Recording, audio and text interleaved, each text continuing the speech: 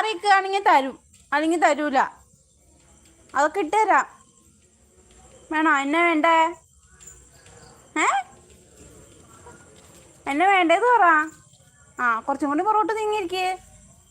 ഞാൻ ഇടുന്നവരനങ്ങാൻ പാടില്ല കേട്ടോ. തൊട്ട് വരുത്. മിടുക്കൻ. അനങ്ങരുത്. കുറച്ചുകൂടി നീങ്ങിയിരിക്കോ.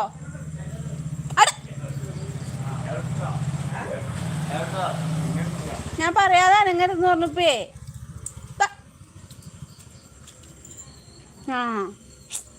അടിയിട്ടു.